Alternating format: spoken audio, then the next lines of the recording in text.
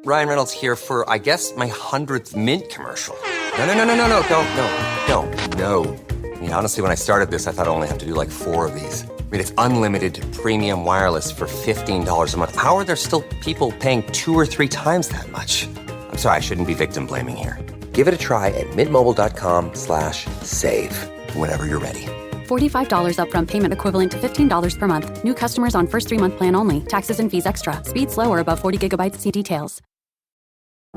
This episode is brought to you by Merrill. Join one of the most iconic names in wealth management, Merrill. You'll be part of a dynamic team of advisors and specialists working hard every day to grow their clients' wealth. And with the support of best-in-class research, advanced digital tools, and the resources of a global institution, it's truly an opportunity you can be bullish about. Learn more at careers.bankofamerica.com. Copyright 2024, Bank of America Corporation.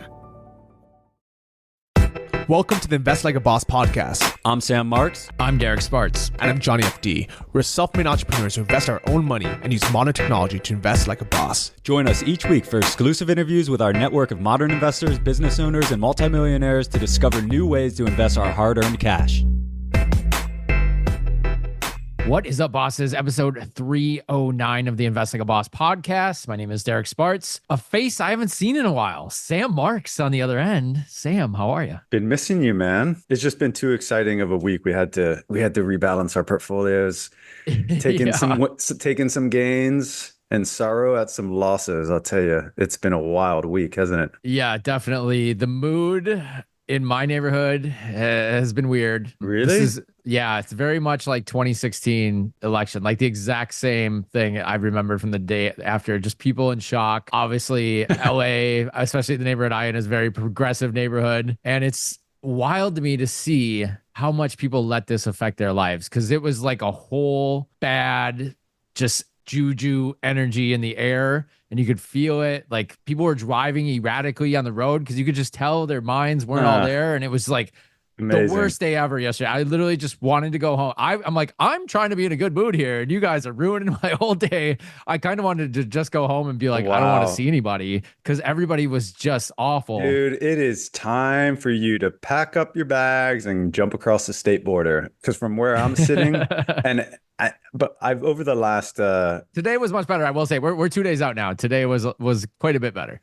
Yeah, the last 4 years I've gotten very unpolitical. Like, because I just look back across the history of presidents of my parents' generation, or the generation before us, and it never really matters unless you tuned into it. It doesn't affect our lives. Like we pay the same amount of tax, more or less. Doesn't matter who's in president. Wars are fought, more or less, depending on who. Doesn't matter who's president. We still go out and eat at the restaurants, travel where we want to, do business as we want to. So it really just is like, what are you going to pay attention to, or are you not going to pay attention to it? If you watch the news every day, you become political and you get opinionated. If you don't watch it, it doesn't matter that much. So I don't want it to affect me, but I will admit I didn't pay attention at all until election day. And then I was like tuned in 24 hours in a row. And I have to say, it's like, it's super exciting. They've really gamified the process, the electoral process, and made a huge show. I told myself I'm just gonna, I'll check Twitter every hour or two and see if there's any new state that swung or whatever.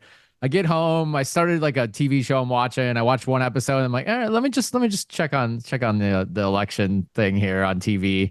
And then 2 hours later, I'm like still watching it. I'm like, why? So yeah. It is fascinating, like just the whole strategy of it. No matter what side you were rooting for, and if your side won or not, or if it's a really fascinating system. I think our voting system is very flawed. I could do a whole episode about that and like the process of it. But in the end, it's really interesting, and it's also the reason I didn't make any crazy moves before the election, because we had talked to some people. We were actually going to do an election specific episode. The guest didn't work out, but from reading a book that guest had written, it was just kind of like, just stay the course. So that's what I did. I didn't make any wild moves. I kind of saw it going either way, like a 50-50. And I was like, man, you know what? If I buy some Tesla, if I buy Trump's media company or whatever, it's almost like gambling. And it would have worked out, but I'm okay. And you know what? I still made a lot of money yesterday. Yeah, I mean, that's good. So let's talk about some of the winners and losers. In hindsight, my gosh, there were so many opportunities to make money. funny. I've never seen swings like this based on an election, but in hindsight, it was so Especially obvious. giant corporations going, you don't expect a top 10 company in the world to jump 20%. That's insane. But in hindsight, it was an obvious bet, right? Like if you gave Trump a 50% chance of winning, and to know now, like, yes, it's pretty obvious Tesla is going to get a lot of handouts, freebies, and he's going to be able to help set the fast track policy on AI, robotics, driverless autonomous vehicles. Yeah, it's all going to support his companies. Crypto was another one to make a bet on. Bitcoin at an all-time high now. Yep. This is also part of the problem of being like, we've learned so much about option trading in the last 6 months, and yet I was on the losing end of this option trading. I didn't even think about, I've been so tuned out of the election that I didn't even think about playing the election with options. In fact, I did the opposite. I did the wrong thing. I've gotten in such an automated selling covered call process against I'm all covered up on mine. I do 3 stocks. AMD, Tesla, and Coinbase. Oh, they're all tech related pretty much, or crypto. I've done very good on them all year. I haven't lost any positions. I've made, I'm making on average probably $2 or $3 grand a month off selling covered call options. But this is exactly why they say it's like picking up pennies in front of a steamroller, right?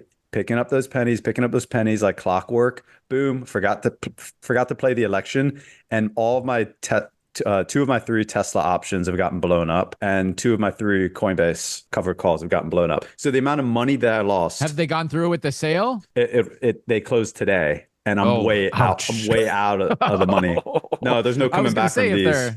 If they're further out, maybe it could calm back down. But yeah, no. Okay. So I had 2 oil stocks covered calls expire last Friday, and before renew it, and then Monday comes around. I was like, I should look at it, and I was like, wait a minute, if this election goes towards Trump, who's saying drill baby drill, that could be a bad idea to open these up. So shockingly, the oil stocks didn't do a lot. Energy's kind of really been depressed the last 6 months or so. And there's, a tiny bump, but not much, nothing like we saw from Tesla. So it's kind of interesting that Trump's over here saying drill, baby, drill. And then he's got the biggest electric car maker in the world next to him, too. So that'll be some interesting conversations, I think. But obviously, Elon's going to get the nod if he has a favor. Yeah, exactly. So let's talk real quick before we get into this week's episode about anything that you're excited about, or with the new administration, or anything that you're really concerned about. Well, the one thing is energy. I think that's a huge focus, and especially here in California, gas is regularly $5 a gallon. And I guess when you look on the global scale, we have it pretty well in the United States. But we're used to cheap energy, and it's a big thing. Just everything, the inflation really hit us, and it's probably our own doing because we printed so much money during COVID. It took that long to catch up. But you can't have a candidate tell you that everything's fine and the economy is great and look around, and then everyone is struggling. So it's just like the perception of what you're being told and what you're seeing in reality was 2 totally different things. And I think that really backfired on the Democrats by saying, look, things aren't so bad, when every person you talk to is shocked at the prices of everything. Yeah. Well, I think one thing that is very exciting for me, and I stayed out of the politics on this one. I didn't vote. And in my mind, I was just like, I don't mind who wins. But now that it's gone through, I'm very excited actually about the new administration. I don't agree with everything that Trump says or does. But what I do like is I think this marks a turning point in government where for so long, our entire life, we've looked at government like this out of touch body of military and lawyers, right? Yep. But they're not in tune with like our generation technology, or what the future of America should and could look like. And I think what has happened here is obviously Trump got a major lift from Elon, Joe Rogan, Dana White. That's what I wanted to say, is one of the biggest winners of this election, Sam, is podcasting. Right. Legacy media has just lost the little bit of credibility that they had left, is completely thrown out the window now. Yep. And when you have someone like a Joe Rogan or Theo Vaughn or the Nelk Boys or whoever it may be, getting 50, 100 million views on something is just wild how fast that has swung towards podcasting and digital media and, legacy media. Their hammer is not as strong as it was. Yeah. And I think this is the turning point in government where it's okay. You're always going to have these career politicians. You're always going to have these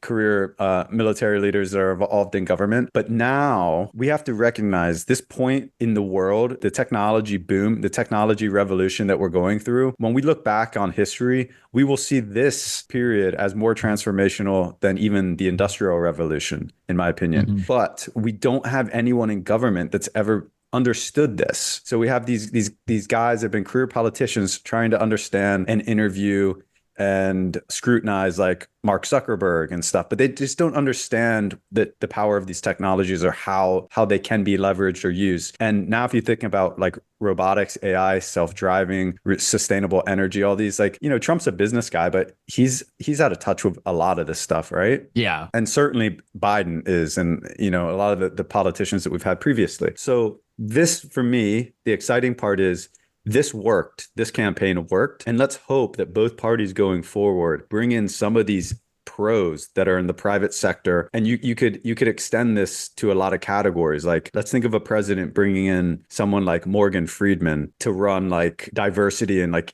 interracial affairs, equality, like, to represent like the different groups and the diversity of America, and say, how can we make it a more level playing field, and have somebody that's not a career politician, that's well trusted, loved and respected, to come into government and like run some of these divisions, or just be an active advisor, like a group of elders that can bring America together. So I think this move with getting Musk involved, as much as Musk is controversial these days, I mean, there's nobody smarter in the world when it comes to these things, and to be able to help bring policy to the U.S. to fast track these in hopefully a responsible way is, I think it's such an exciting period for America. Like, from where I'm sitting, this is awesome, man. I'm really, really excited about the future of America now. I mean, when he announced that idea to make Elon, the government efficiency czar or whatever it is, like, amazing. If we could even just cut out anything, because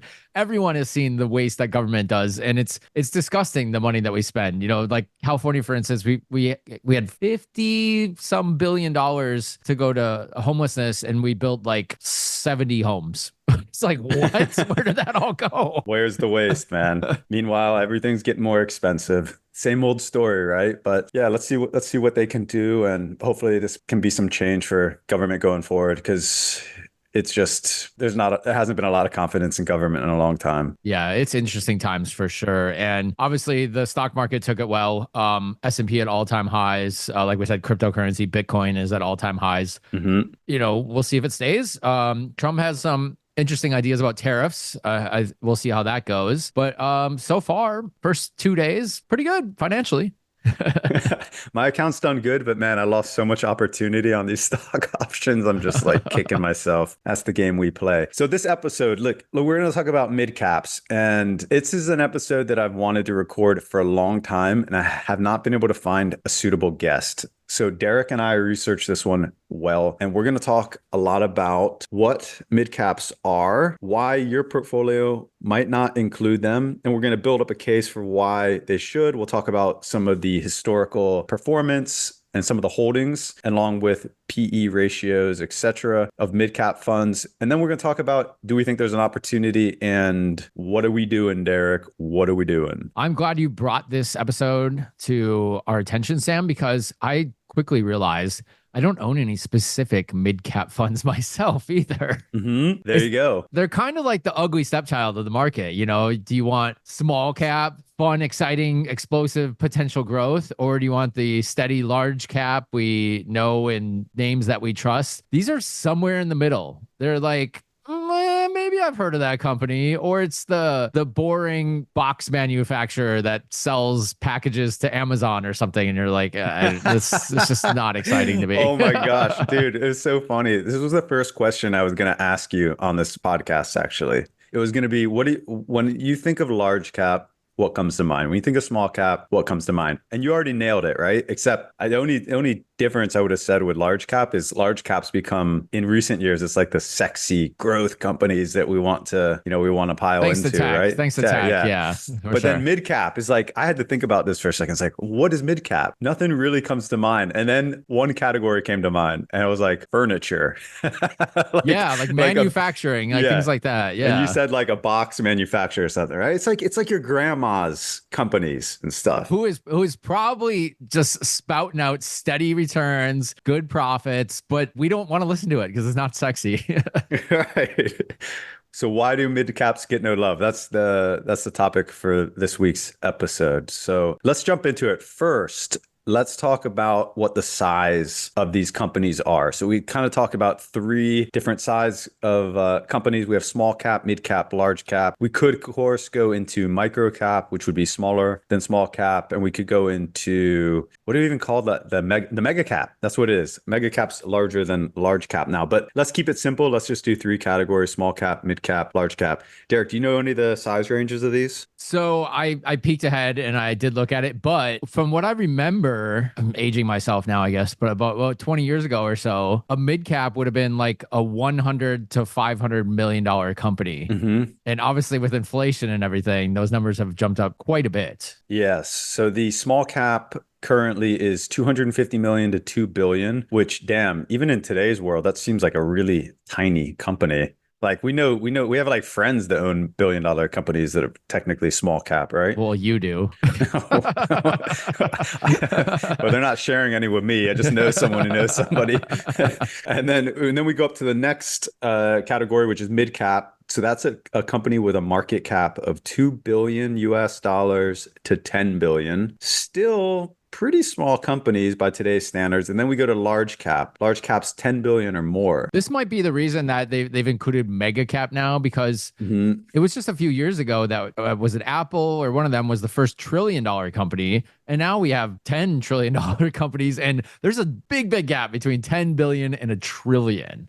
Huge, right? So, I mean, to me, you look at those numbers, it's like 250 million at the low end to 10 billion. I would have thought those are all small cap companies. And probably at some point, this is all going to have to shift, because this really does represent, although this does represent a large amount of the companies that are listed, because the numbers of these kind of mega cap companies are skewing everything to larger size. I think these numbers are really going to have to be rethought through. Yeah. And I think we brought it up in a previous episode too, Sam. Do you know what percentage of the S&P 500 is just the Magnificent Seven, Tesla, Apple, Nvidia, those 7 stocks? What percentage of the whole S&P are those 7 stocks? This is a good question, a good stat. So out of 500 stocks, what percentage do the top 7 take of the entire 500 stocks? Let's say I'm going to go with something around 15%. Double that. 30% of the S&P 500 is 7 stocks. So I was thinking that the S&P 500, like the market cap is something around 40 trillion. And I was thinking, okay, what the top 7 should be about 10. So that'd be, 25%. So yeah, we're at about 50 trillion now at the S&P 500 for market cap. So yeah,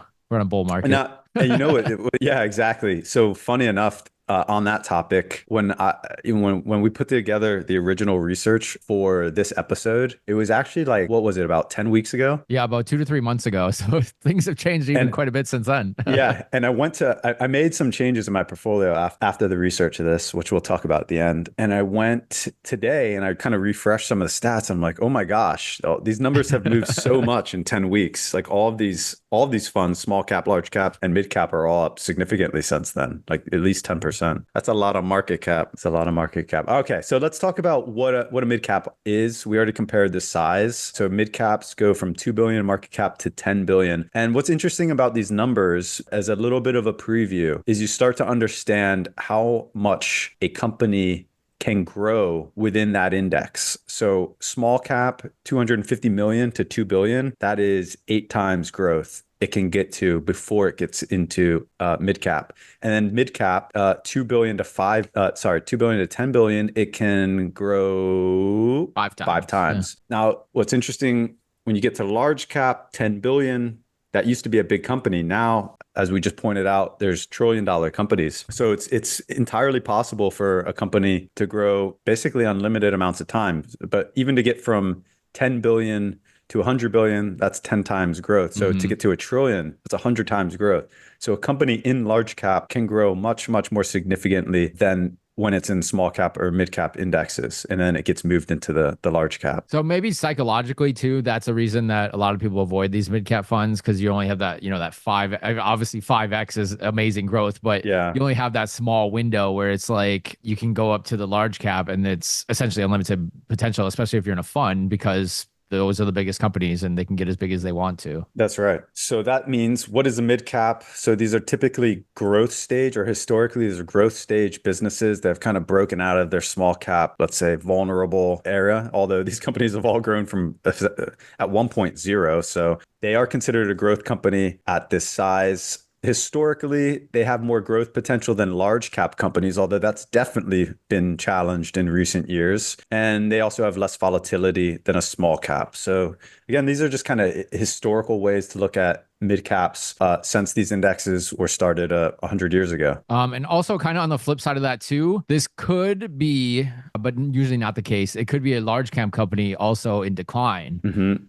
So you could have, a name, I don't know, let's say 1996, AOL, probably the hottest company on earth. Where are they at right now?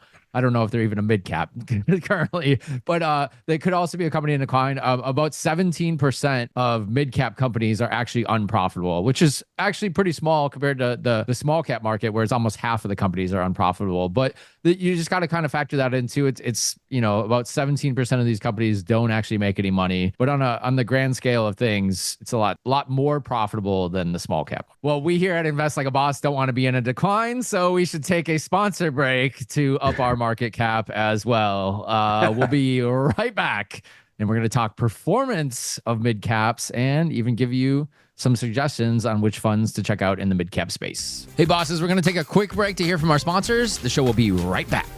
Hey bosses, it's Derek, and I was looking to upgrade my workout gear lately, and I was checking out one of my favorite brands called Gymshark. You've probably seen them online, social media, YouTube. They're literally everywhere. In fact, they're over $1 billion company now, and the co-founder is just 32 years old. It's really a sensation, and part of that success is due to our sponsor this week, Shopify. They use Shopify's platform to sell everything online, and you don't just sell clothes on Shopify. You can literally sell anything. If you got it, Shopify can sell it online. In fact, that's another Shopify sale right there. Shopify is home to the #1 checkout on the planet, and they have this not so secret called Shop Pay. It boosts your conversions up to 50%, which means way less carts go abandoned and way more sales get completed. So upgrade your business today and get the same checkout that Gymshark uses. You can head to shopify.com/iLab. You can start for just $1 per month when you do a trial period at shopify.com/iLab. Make sure the iLab is all lowercase. That's shopify.com/iLab to upgrade your selling today. One more time, it's shopify.com/ILAB.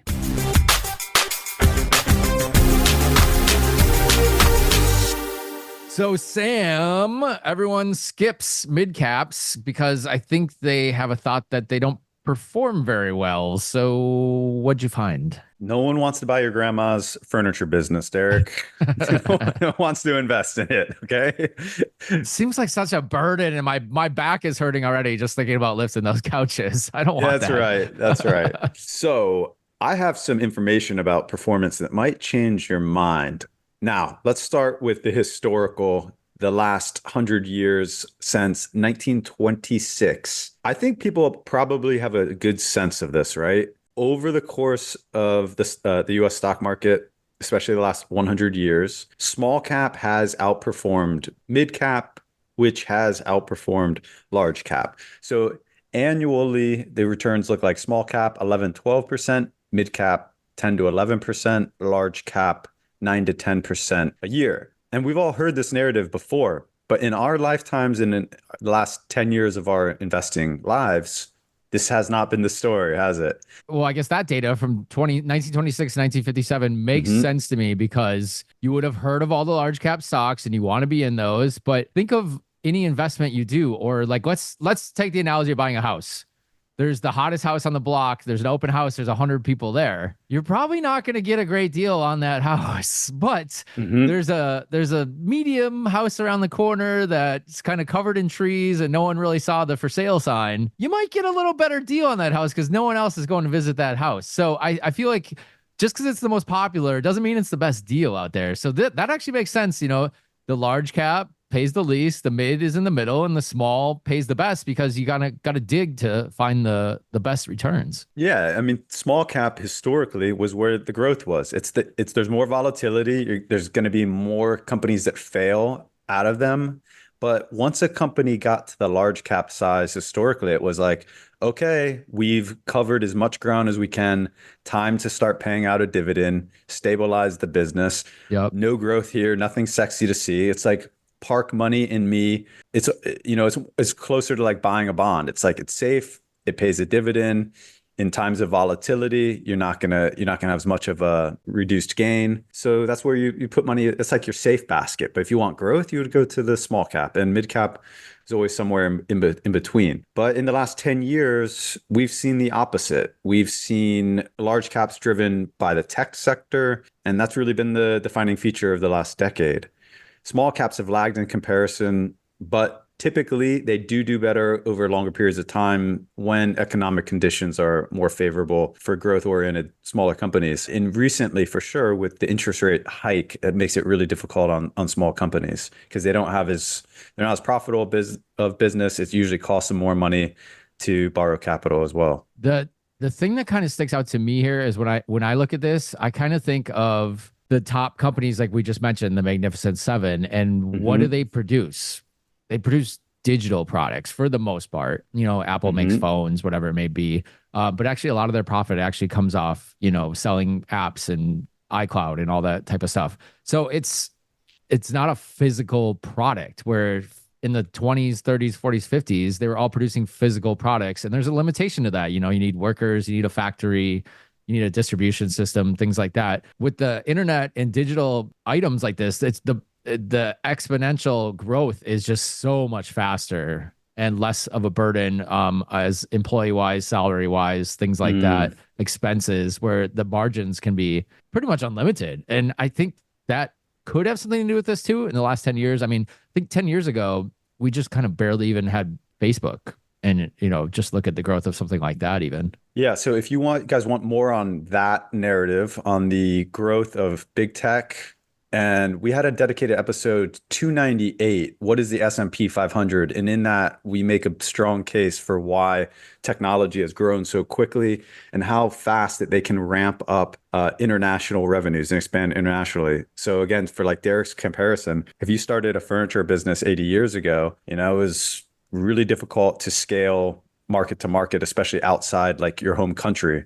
But now for a company like Facebook to cover the US and then just overnight go into Japan and have 20 million users, it's like a flip of a switch. We all know this, but this is why technology has grown and large cap has grown much quicker than small cap recently. And I think we sort of covered it in that episode a little bit too, but the tech companies are getting a little pressure, I think, to pay dividends. So they are paying a tiny, tiny dividend, but it's just fractions of a fraction of a percent. So it's just to kind of keep the old guy on the board happy, I think.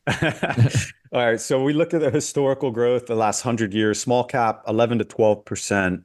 Mid cap indexes, 10 to 11%, large cap funds, 9 to 10%. But just in the last 10 years, it seems to have flipped for all the reasons we were just talking about. So we have small cap only at 9%, mid cap at 11%, but large cap at 13%. And this is the story that we've seen, especially since COVID, or even really since 2015, that the S&P has been soaring, and all these companies like Amazon, Facebook, Tesla, et cetera. These are the companies people have wanted to own. Now let's flip the script, Derek. I want to throw you a curveball. This is what no one saw coming. Performance since 2000. So that's the last 25 years. Okay, so last 10 years, large cap wins.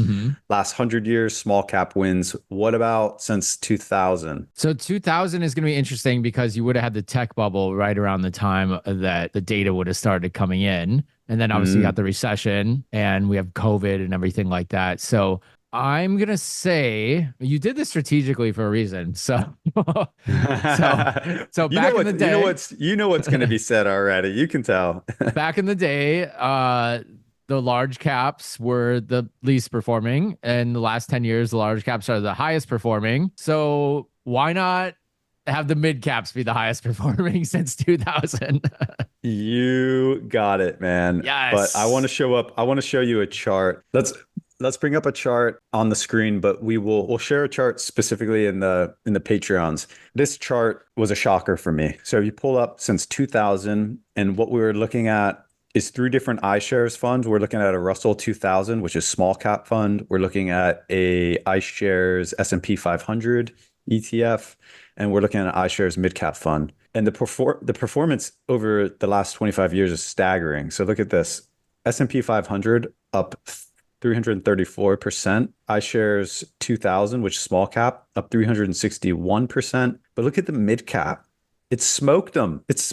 Oh, you know what? I didn't see the numbers down below. I'm like, yeah, the chart looks quite a bit better, but not that much better. Wow. Yes. Yeah. Staggering, right? 521% growth. So, up at least another 50% over that timeline. That's big money. And it's not just like some anomaly happened in the last couple of years. This chart is steadily above both the other 2 funds the entire time. Yeah. And actually, if you look at the small cap's been above the large cap. They cross over a little bit, yeah. But just in recent years, they're crossing over because it's the majority of the last 25 years, small cap actually did outperform. It's just in the last 5 years or so that the 500s, the large cap's making up ground. But mid cap is steadily ahead the entire way. So then I thought, okay, what happens if we just take VTI, which is a total stock market index, which so many people are just saying like one fund, VTI.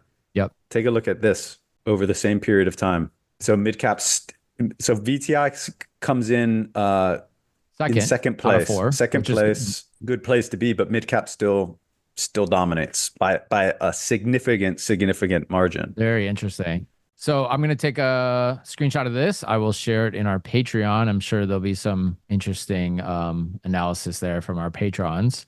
So I don't think you could go wrong with any of these, but if you're talking that much of a difference, that's pretty staggering. Pretty staggering. So then we need to do is complete the picture is knowing this, and you can find a lot of threads online of why no one's talking about mid caps. And there's a lot of people in Reddit threads that have been pointing this out for a long time. Like, guys, you guys are missing it. You're missing the opportunity. Mid cap is the way to go. Everyone should be tilting towards mid cap. It's not a super common narrative, but there are some analysts that are in there that have been touting mid caps for, in some of these threads for at least the last 15 years. And now it's starting to pick up traction. So let's talk a little bit more about why people might not be looking at mid caps. And I think one of the clearest ways to understand that is let's look at some of the holdings in these mid cap funds and see if you recognize any of the companies' names. Okay. All right. So I'm going to, I don't know the best way to do this. Why don't I name these companies and you tell me if you've heard of them? All right. Shoot them. Okay. Let's rapid fire these. Yeah, here's the top 10 funds in the S&P Midcap 400 Growth Fund. This, I don't even know how to pronounce this, man. This is a market-weighted index, so these are going to make up, a decent percentage of this index. So the first company is Carlisle Companies. It's an industrial company. Carlisle Companies. Carlisle. You want to say that again? Are you sure it's Carlisle? Yeah. All right. Next one is Pure Storage. Okay. Well, wait, no. I have heard of Carlisle. Yes. It's Carlisle. Yes, Carlisle. It's French. It's French. Fragile. Carlisle. Fragile. What is it? And how have you heard of it? It's like a very boring industrial company. I knew someone that used to work there, but I had no idea what they did. So okay. Yes. The guy, someone from Venice Beach, I'm sure. All right. Pure Storage Inc. So this is informational technology. It must be maybe like data center. Oh, Never heard of I would them. have thought that You? was like self-storage. So no. Me too. Me too. It says information storage. All right. Lennox International. Ringing any bells, Derek? Is that a trucking company? God, how do you know? Is it? Is it? Is it? What? No. Is it? Because I think it might be. I don't know, but I don't even know how you have a guess. Let's see. Lennox International. What do they do? Oh, it's air conditioning. I do recognize that now. Oh But my I did God. yeah. Furniture, air conditioning, storage. Boring. Yes. Although air Okay. conditioning has been a hot space, literally. Next one up. Oh, there's a good one. All right, next one. You may have heard of this one. Pretty boring company, but Williams Sonoma. I've seen the storefront. I do not go in. Let's call it furniture. We finally got our first furniture shop. All right. Yeah, that is. They definitely sell furniture there. Yeah. Yeah. Furniture and decor, right? So MCore Group. How about MCore Group? Industrials? MCore is a no. No idea. Okay. Yeah. Reliance Steel and Aluminum. Manhattan Associates. Information Technology. Watsco Industrial. RB Global, Neurocrine, Bioscience. Yeah. It's just the names, even. Some of these names are like acronyms, and I'm like, what? I don't know. The rest of the list, I do not know at all. No. So we can see what's happening here, right? No one opens the Robinhood account and day one they go and buy Williams Sonoma stock. It's never happened. It's literally for RB never Global. happened. It's never happened in the history. Maybe with a handful of Williams Sonoma employees. That's it. Yeah, there's got to be a 401k plan where they're investing in it. But right. So even though these stocks seem to perform well, I guess people have to buy them in order for the stock prices to go up. So I'm not sure exactly what happens there. Obviously, the majority of people opening Robinhood accounts and new accounts these days, they're buying the big indexes and they're buying the big name stocks individually. And that's fueling the growth of the S&P 500, right? I think that shows the power of branding and marketing, though, too, because, you're going to invest in what you know. A lot of so we've seen this influx of retail investors. They're like, buy what you know. Are you wearing a pair of Nikes? Yeah. Are you driving a Tesla? Are you using your iPhone? You buy what you know. And we didn't have this influx of retail investors until the last 10, 15, 20 years. And I think it's really affecting the market, even though it's, big time. Someone might only buy 10 shares or something. You're talking millions of people doing that, where it used to just be these funds kind of controlling the whole market. The retail investing has really put the power in the masses' hands. Yeah, exactly. So this brings us to kind of the conclusion of why mid caps get no love. So there's a couple of key themes that are going on here. Derek just mentioned one. These names are not sexy at all. Like people don't know most of these companies. If they do, they're not rushing into their accounts to buy these companies. Also, in times of volatility, which we have to admit, it's been volatile as hell. Like if we look at the last 10 years, I mean, there's all types of stuff with war and COVID and everything going out. It certainly hasn't been certain times. So in times of volatility, money floods to safety of big companies. So with the big companies, you get like A, it feels safer, and B, whoa, double win, because these companies are all sexy tech companies that represent a lot of growth. Like I can remember Elon Musk's book that I read maybe 12 years ago. It was the reason I bought Tesla stock. And he was talking about how he predicted Tesla would be the first trillion-dollar company. They're pretty close to it now, but there was already a lot of trillion-dollar companies. And then I remember when these companies crossed $1 trillion, it's like, okay, how big can they get? They're not going to go to 2 trillion, they're not going to go to 3 trillion. So why buy them now, right? Yeah. Well, now all those companies that crossed like the $1 trillion mark have already crossed the 2 trillion or $3 trillion mark, right? So I'm actually surprised Tesla isn't at $1 trillion yet. I just looked it up. They're at 931 billion right now, but probably coming soon. Ooh, buying opportunity, Derek. Do you want to talk about how I told you to buy options when Tesla was 170? Every time you've told me to buy Tesla, I've resisted it. And every time I've been wrong. I'll admit that. Yeah, okay, fair enough. All right. So other reasons, it seems like investors, or no, it's not seems, it's true. The investors are willing to pay a premium for big tech stocks. So that's definitely pushing prices higher. Yeah, I mean, well, okay, Tesla right there. Look at the price to earnings of Tesla. If you did any other company, you would stay as far away from that stock as you could. The price to earnings ratio of Tesla right now is 81. Okay, any other car company, let's say Ford. Oh, stop. Just stop. 12. Stop. Stop. 12 This price is to earnings dude, compared to 80. haven't you learned in the last 10 years to stop comparing Tesla to I've heard so many people make that comparison, but I didn't think that comparison's still alive. I thought that died a long time ago. Like they're out of the car only box, right? We're not going to get into a Elon fest. I'll give you another one. Fine, Apple. Okay, Apple is a great company. 37 is their price to earnings. So Tesla is still double that. They're not making robots. I think they are. We just haven't seen them yet. Yeah. I mean, the way things are looking right now, Derek. Everyone's building robots. Yeah. You and I are going to get married to a Tesla robot in 10 years. So. I mean, it doesn't sound so horrible right now. we might as well profit off it, right? All right, a couple more reasons. So 2008, I think we can all go back, although it seems a long time ago now, when interest rates were 0. Mm-hmm.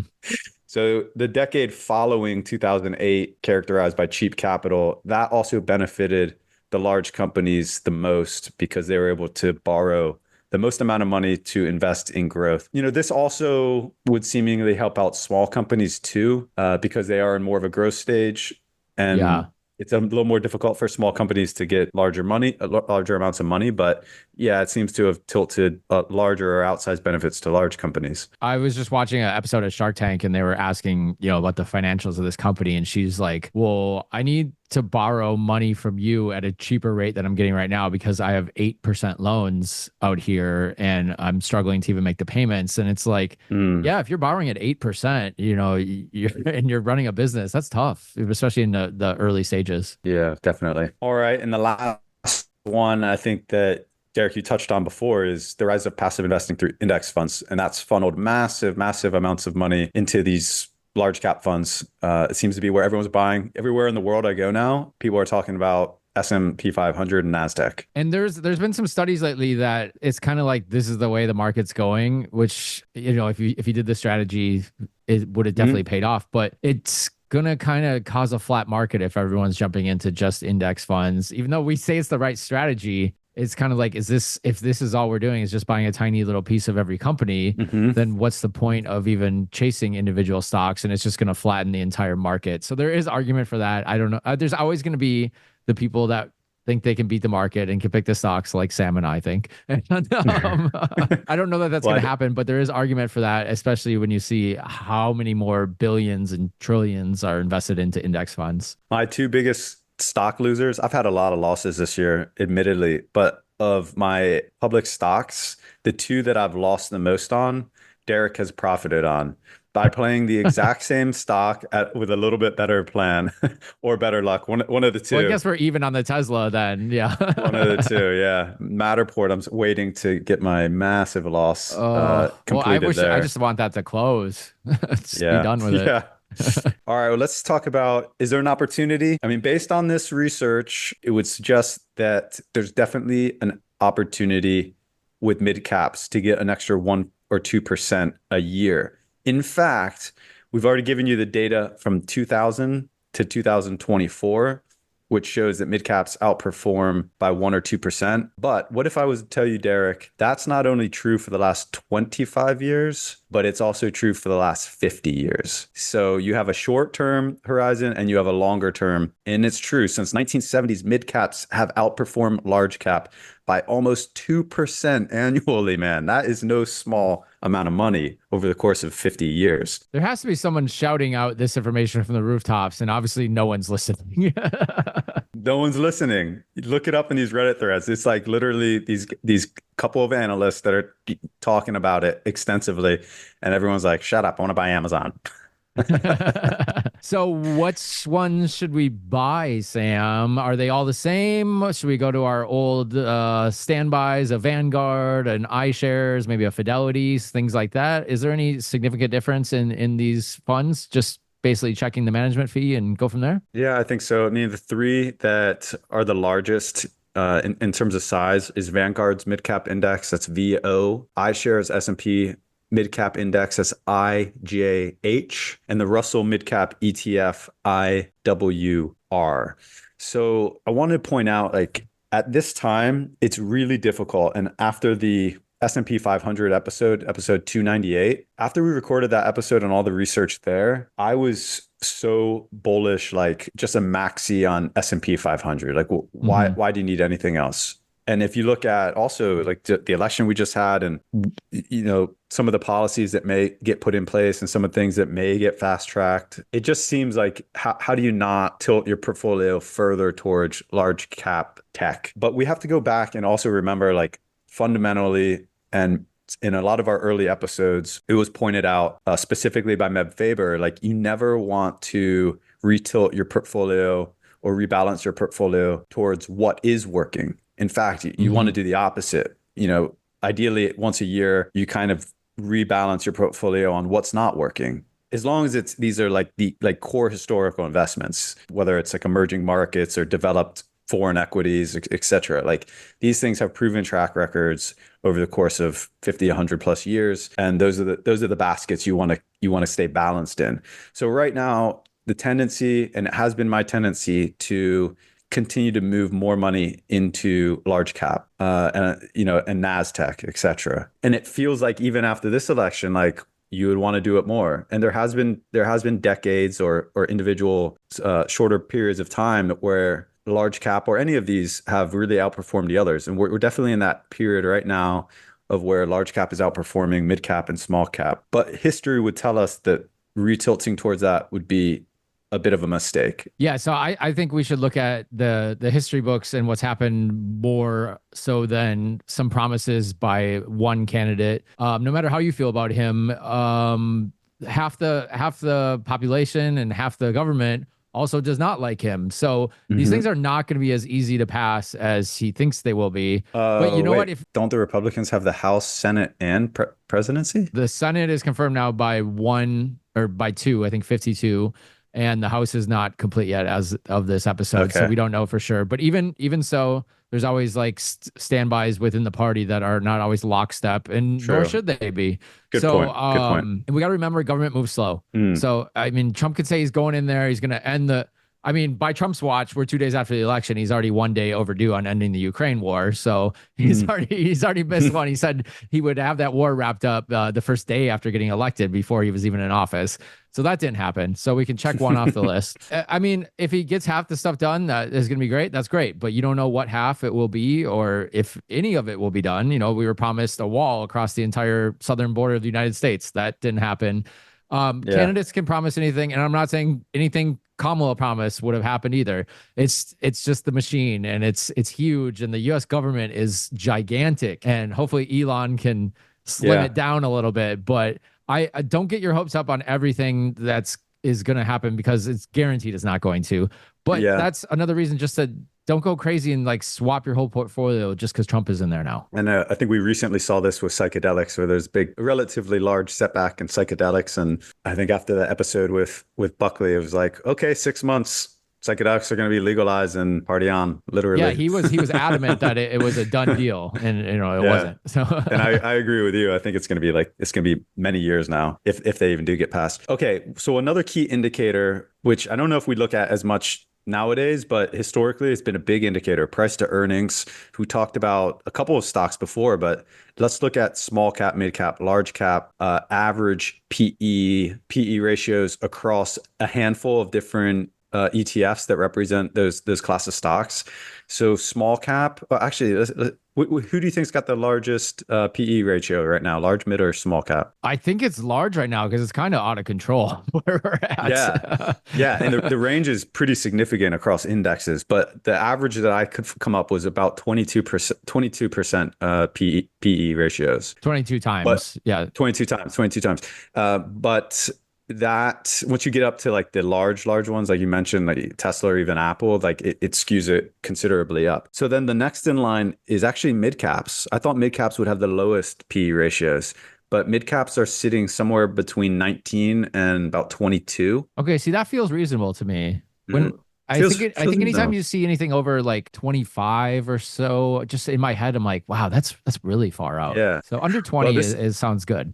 Oh, this might turn you on to small caps a little, Derek, because small caps are sitting at a very comfortable 16 times. Interesting. Well, I wonder if that's due to the fact too that, like we mentioned earlier, there's a lot more unprofitable companies in there. Mhm. So you wouldn't really have a P to E earnings ratio if they're including that. But yeah, I mean, I just think it's like I said earlier, everyone's at the one party and they're like, this is great. But it's like, what about this cool secret little party down the street that you don't know about Yeah. yet? There you go. So I hope this turned everyone on to why mid caps may deserve a place in your portfolio. We did actually poll our listeners, and do you remember, Derek, the poll numbers of what percentage of our listeners have mid cap indexes in their funds? I think it was like 0.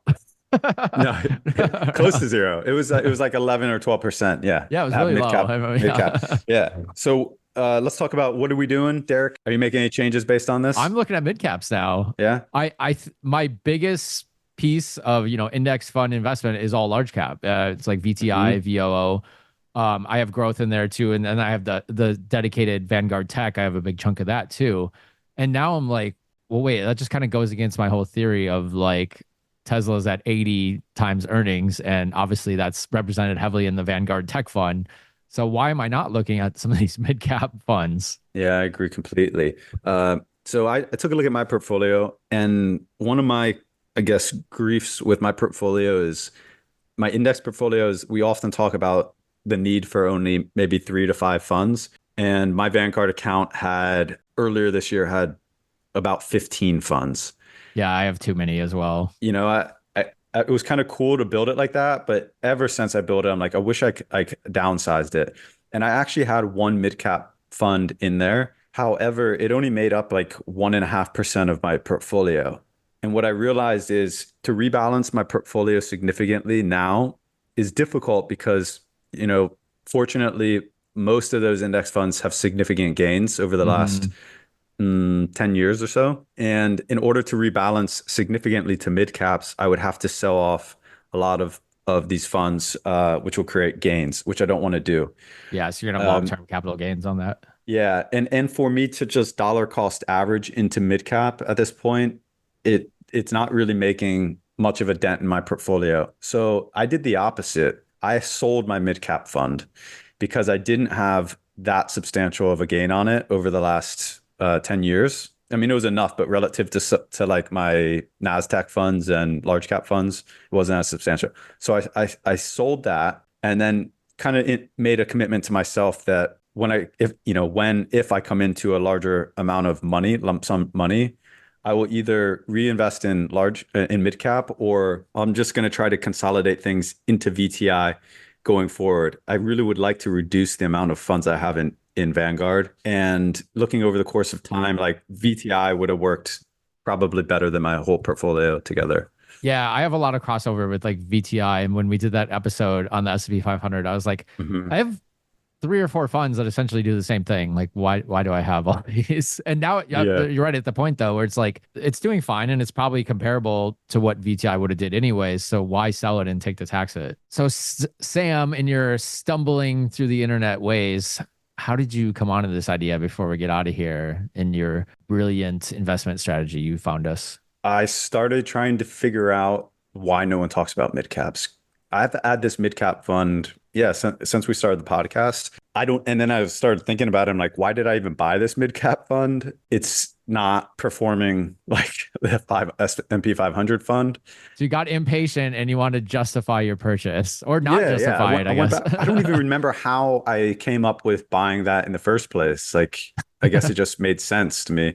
Looking back, I bought a small cap fund, a large cap fund, and a mid cap fund. And this is so typical of my overall portfolio. This was a account that I held separately through my UBS bank. And all I really needed to do was buy VTI to represent those 3, but instead I bought individual indexes. Anyways, I wanted to justify why I bought it in the first place. And I'm like, wait, I don't know anything about mid caps, and I never hear anyone talking about mid caps. And then it just came to me like, let's do an episode on why that is. So I started researching it, and I found some Reddit threads that were quite compelling. I think I sent you one, Derek. Remember the name of the guy?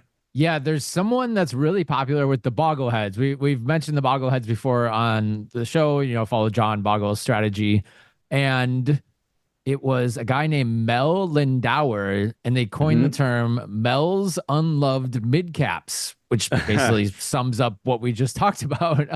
Mel's since been retired, but he's still kicking. I think he's 86, if I'm doing my math right. And guess where an 86-year-old, very wealthy guy would be living today, Sam? But do we know he's very wealthy? Well, I would assume if he's this hero of the Boggleheads, he's got to have money. Okay, he's a hero of the Boggleheads. Well, this makes sense, right? It's an 86-year-old that's touting the mid caps, right? Yeah, exactly. He made furniture, I believe. It's our grandfather's furniture company, and he understands mid caps. All right. Don't know where's he living. I should clarify. It looks like he was a Marine veteran to start out, so a little bit different furniture. Fair. But Daytona Beach, Florida, seems very fitting for perfect. An 86-year-old wealthy individual to be hiding out in Florida.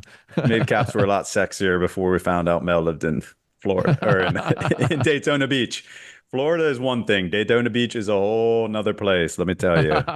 if you've gone, you know. Maybe he likes to party. He's a fun guy, Mel.